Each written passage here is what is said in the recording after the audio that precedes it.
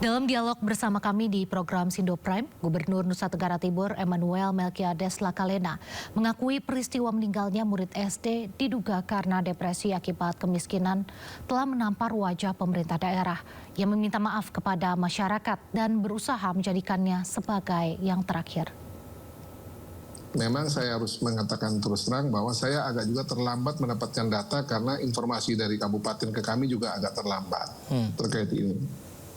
Nah, kalau boleh kita sampaikan secara terus terang, kejadian ini tentu menampar kita semua sebagai yang diberikan amanah untuk mengurus.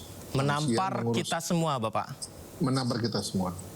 Saya harus mengakui terus terang bahwa ini adalah kegagalan sistem pemerintahan, terutama provinsi, kabupaten, sampai tingkat desa, RT, RW.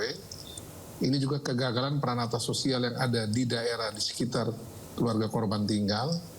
Ini juga kegagalan dari berbagai institusi lain, baik itu lembaga agama, adat, kita semua gagal mendeteksi pada kesempatan yang pertama sebelum kejadian ini terjadi.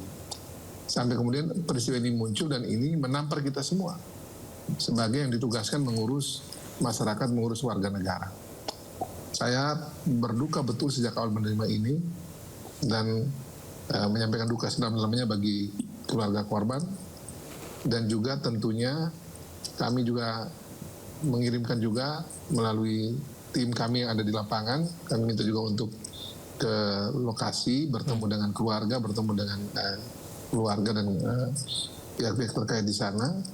Dan saya juga terus berkomunikasi dengan berbagai pihak di lapangan untuk juga terkait dengan keluarga korban.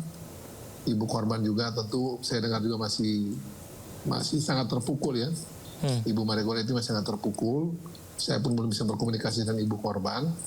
Tapi dengan berbagai teman-teman di lapangan saya minta untuk terus dampingi sampai dengan saya dengar itu mau ada upacara adat yang harus dilakukan oleh keluarga itu antara tanggal 8, 9, 10 Februari. Nah ini kita betul-betul sekarang kita fokus urusan dengan korban, dan nanti ke depan menurut saya ini adalah karena ini tamparan buat berbagai pihak tadi itu, berbagai institusi tadi itu, tentu ini ke depan kami nanti akan bersama dengan teman-teman kepala daerah dan semua pihak terkait lain, kami ingin pastikan bahwa kejadian ini terus menjadi kejadian yang terakhir. Jangan lagi ada kejadian YBR seperti ini yang kemudian terjadi lagi di kesempatan lain, di mana saja di NTT maupun juga di Indonesia yang lain. Iya, memang ketika kita mendengar berita ini, rasa kemanusiaan kita pasti tersentuh. Rasa iba, rasa berempati, rasa sepertinya kok kita nggak bisa bantu begitu ya. Itu berarti kita menandakan kita punya hati nurani yang baik.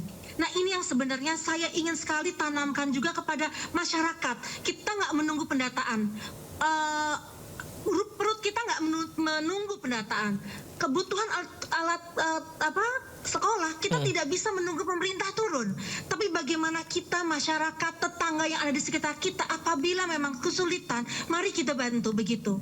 Nah anak ini tuh kan sebenarnya adalah korban dari sistem yang salah. Kemiskinan itu bukan salah anak, tapi anak bisa menjadi korban. Salah satu faktor utama anak itu depresi adalah ketika kemiskinan melanda mereka. Pertama, mereka memiliki akhirnya penderitaan yang berlapis, ya kan? Kesulitan makan, kemudian bagaimana dia tidak bisa mendapatkan interaksi yang baik dengan orang tua karena orang tuanya pasti sibuk juga memenuhi kehidupan. Ya, pemirsa, itu tadi pernyataan dari Wakil Menteri Keuangan RI yang baru. Pemirsa, sebelumnya Presiden Prabowo Subianto sore tadi melantik Hakim MK dan Wakil Menteri Keuangan RI yang baru. Presiden melantik Adis Kadir menjadi Hakim Mahkamah Konstitusi Republik Indonesia di Istana Negara.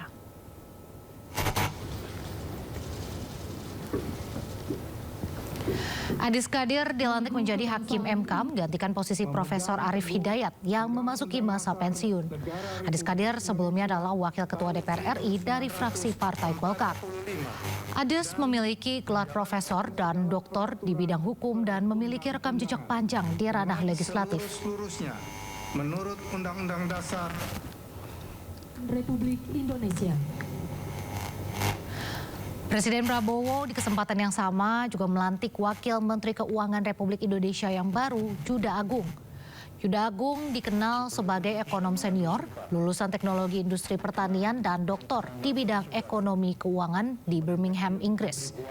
Yuda juga pernah menjabat asisten gubernur Bank Indonesia dan deputi gubernur Bank Indonesia.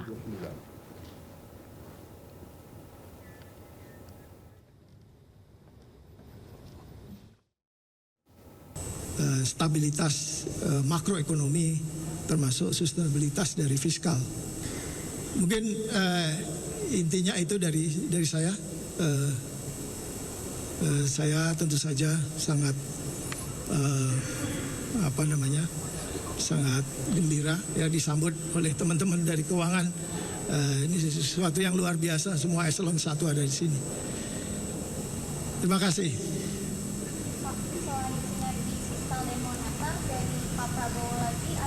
Ada pesan lagi nggak sih Pak buat Bapak Pak? Intinya itu intinya. Terkait soal pembiayaan Pak? Atau Pembiayaan apa? soal pembiayaan APBN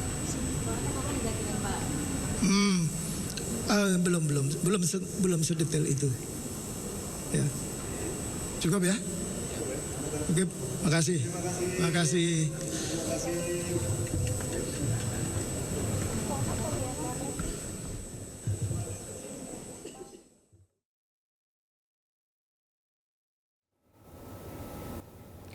Pemirsa, kematian bocah SD yang mengakhiri hidupnya di Ngada meninggalkan duka mendalam bagi keluarga. Sang ibu pun bercerita tentang momen terakhir sebelum sang anak memutuskan mengakhiri hidupnya.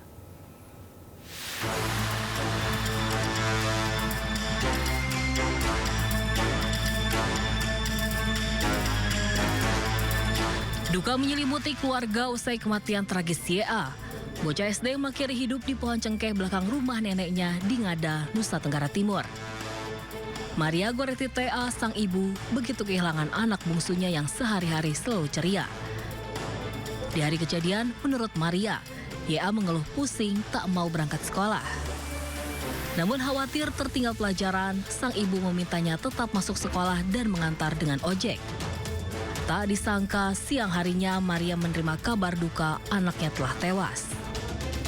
Pagi itu memang ke sekolah, saya bilang ke sekolah, dia bilang apa saya terima ke sekolah, saya kepala pusing.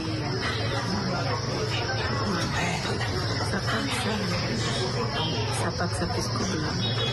Nanti di sekolah kalau kau rasa bagaimana, kau izin guru pulang. Tanya dengar berita jam 11 lewat. Ada kantin dia. Yang hari Senin itu dia hanya tanya itu PIP saja. Ini masa punya PIP itu bagaimana terima. Tidak ada ganggu saya, ya uang banyak. Sudah uang dari mana? Itu yang mama terima, saya bilang tidak. Itu PIP belum terima, saya minta keterangan dulu dari desa baru saya naik kembali ke atas. Sampai kembali ke atas. Kalau begitu, masa punya uang sekolah belum lunas. Ya kalau tahap pertama itu sudah lunas. Nanti saat terima PIP itu baru langsung potong itu punya uang sekolah. Di sekolah, YA merupakan murid yang pintar. Ironis, karena kesulitan ekonomi tak mampu membeli buku, YA nekat mengakhiri hidup. Sejak ayahnya yang merantau ke Kalimantan tak kunjung pulang, bungsu dari 5 saudara ini kerap membantu neneknya berjualan sayur, ubi, dan kayu bakar. Dari Ngada, Joni Nora, iNews melaporkan.